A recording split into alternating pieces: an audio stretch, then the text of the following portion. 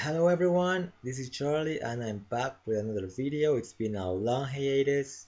The last video I made was 2 months ago and finally I'm able to buy comics.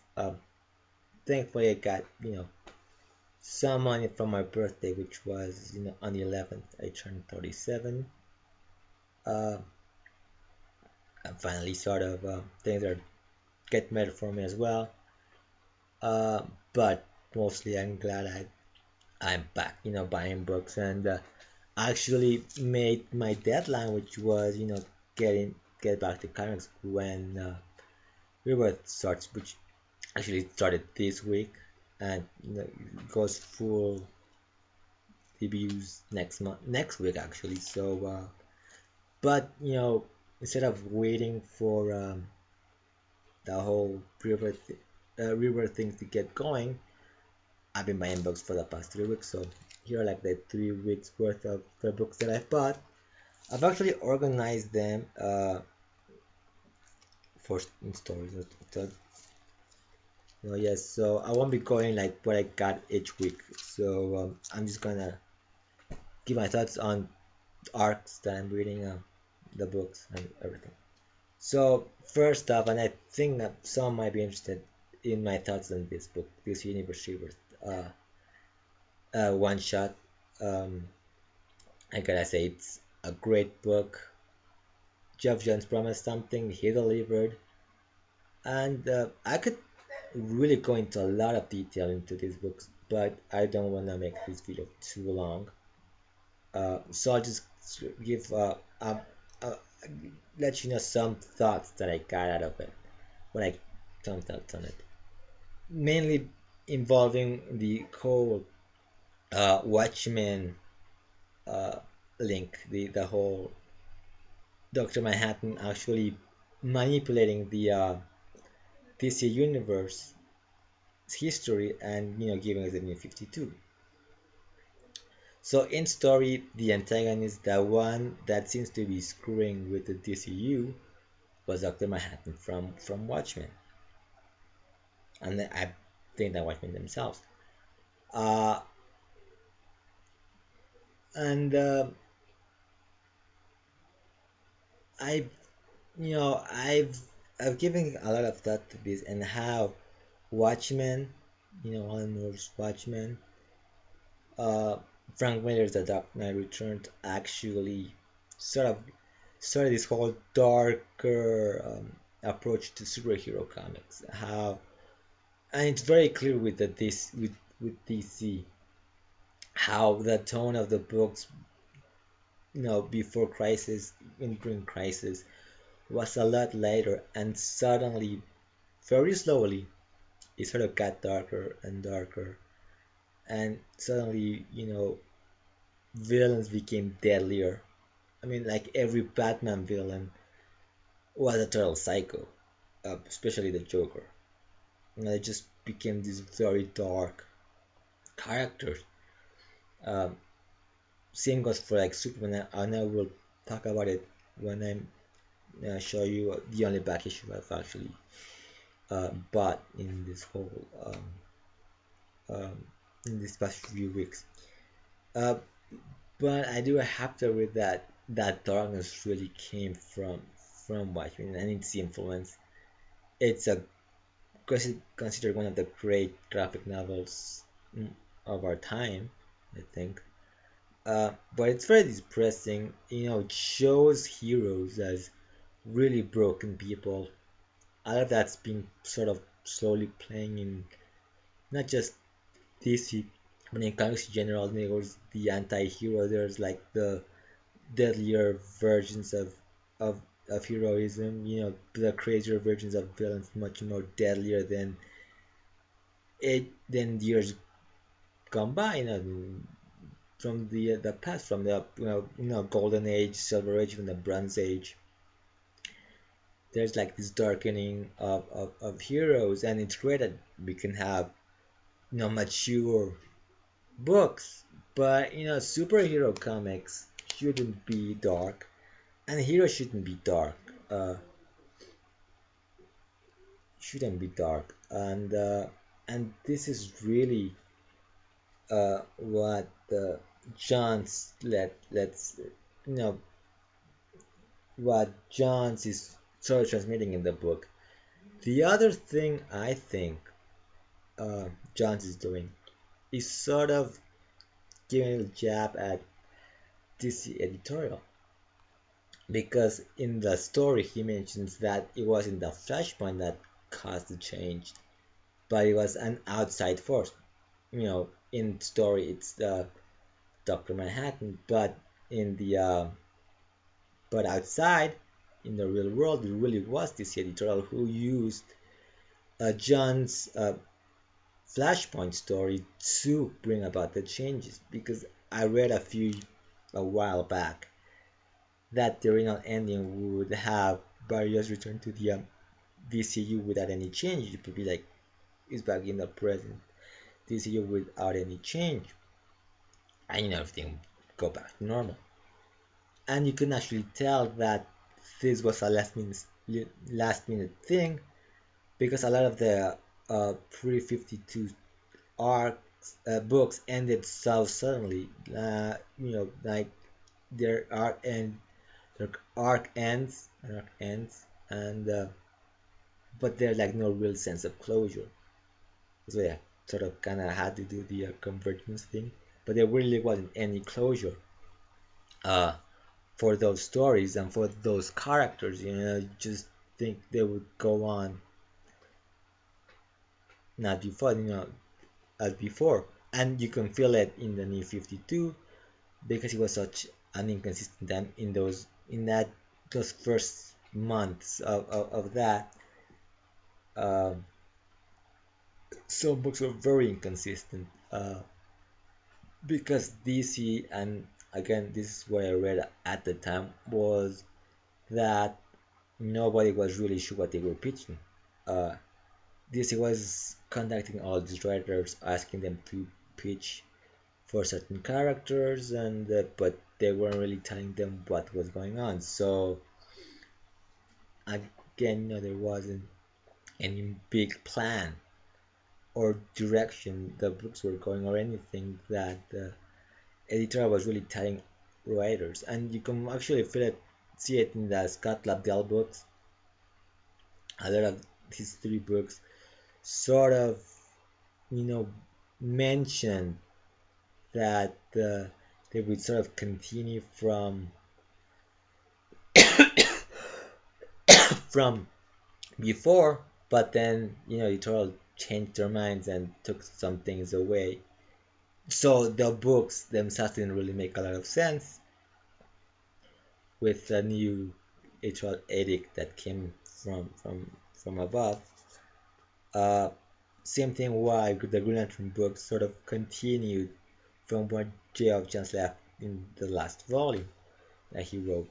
Um, so John says, this one we're doing it right. We're giving a reason for the books to sort of restart. Uh, we're bringing back the stuff that was taken out. The important relationships, the important characters, the legacy, everything's here.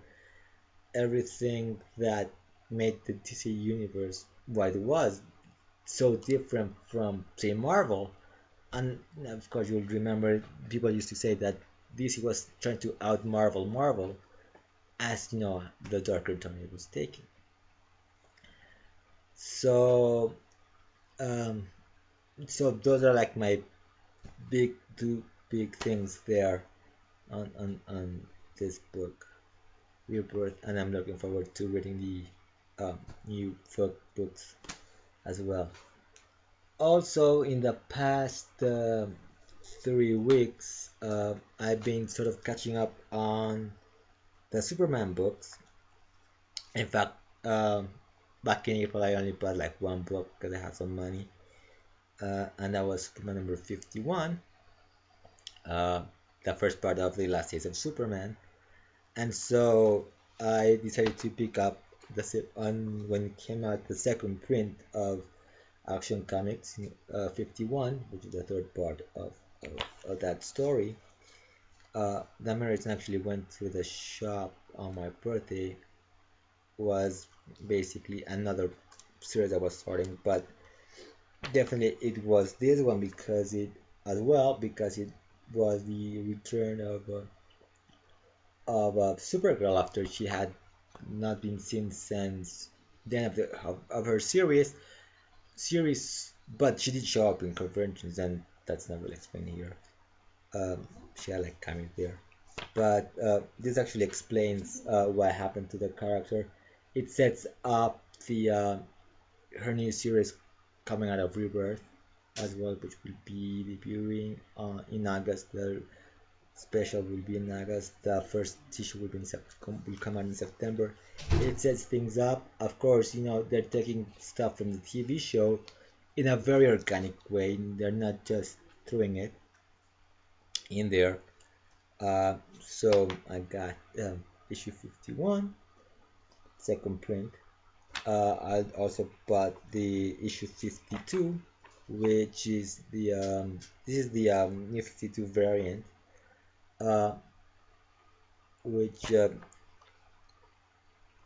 features the first meeting of the new 52 Superman with his post-crisis older versions of Superman, which, by the way, it was a very disappointing meeting.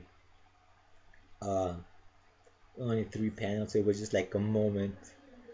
And since their meeting, there hasn't been a lot of interaction. There was never a lot of interaction between them. Um, so yes, so it was a bit disappointing because they were making such a big deal about it. DC was making such a big deal about it, and you just get like 3 panels of that, 3 or 4 panels of that meeting.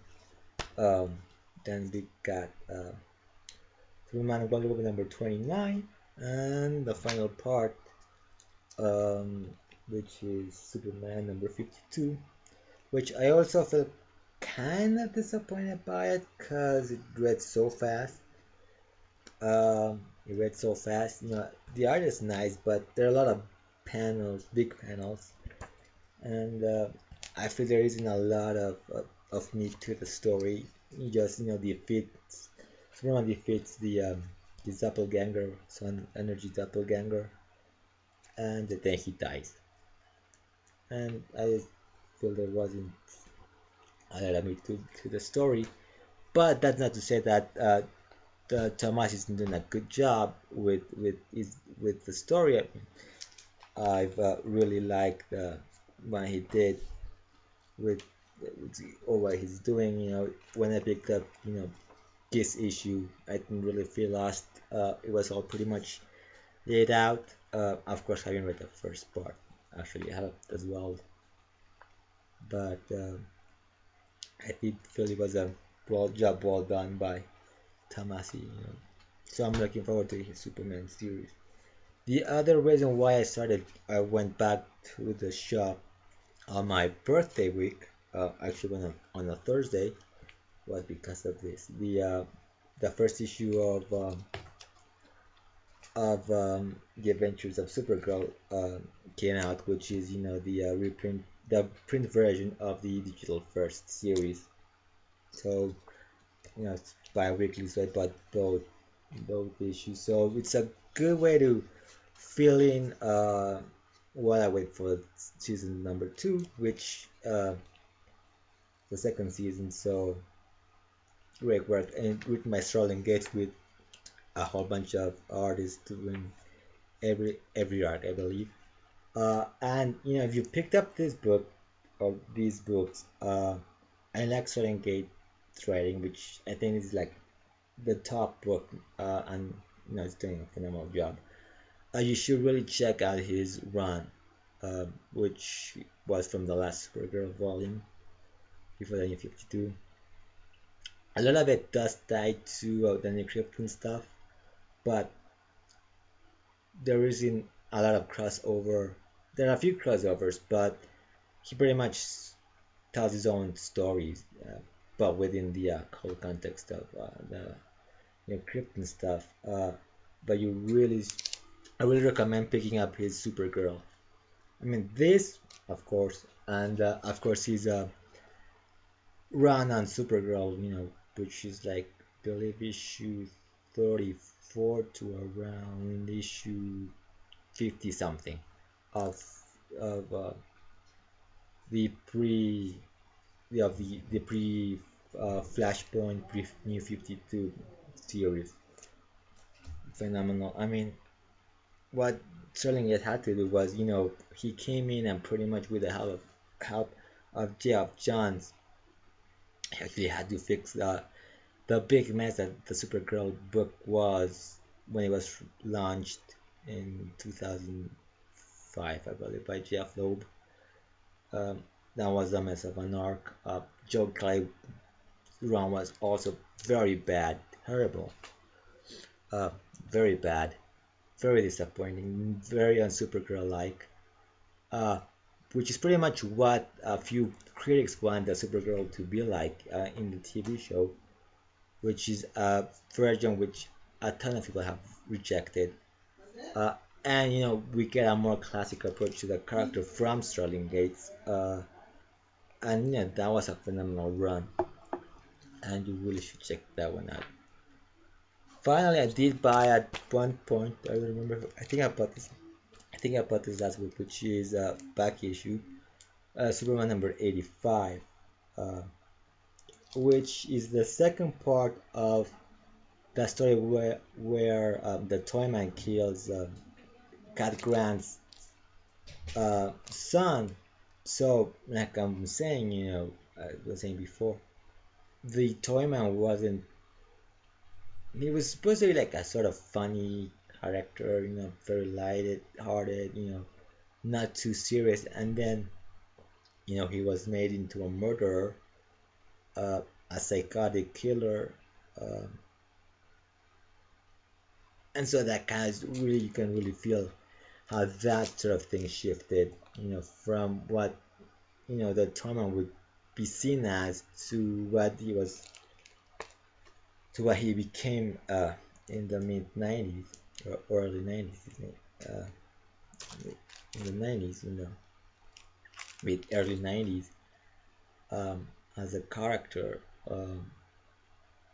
which then Geoff John, which first off, this story later played a big role in the Supergirl book, like during Starling Gates' run, actually. Uh, it sort of explains Cat Grant's new appearance in the Geoff Johns book as well, and the fact that Geoff Johns actually ended up sort of undoing this story in a way that he said no, it really wasn't the Toyman, but some rogue Toyman robot who did it. So it happened, but it wasn't the Toyman, and that was up to Geoff Johns, who actually ended up fixing this up back in 2008, 2009, somewhere around there. He wrote a one shot, a one off story in Action Comics that I sort of explained uh, that big shift in the Toyman. So those are the books that I've got. Next week, I have maybe 2, 3 books I'll be picking up. I'm actually trying to catch up on my other books. I know I've actually missed Rachel Rising. There's the Paper Girls, which I really liked, uh, and I didn't pick up back the last issue, which was issue 5. I think issue 6 comes out next month. I've been sort of seeing if I've missed anything since I stopped buying books. Um, so I'm also trying to sort of get, like I said, I'm actually going to complete this whole story, So I just need like a few, like I think 3, 4 issues I think I'm missing for that. There are a whole bunch of stuff I have to catch up on, which I'll be catching up slowly. But yeah, next week, the first Rebirth books will be coming out, uh, and I hope I have some time at the end of the week or during the weekend to do another video and talk about those books. And I guess that's it. I'm a little over 20 minutes now. Lots of books to talk about, actually, a lot to talk about. So I sign off like I've always signed off. Until next time, keep smiling.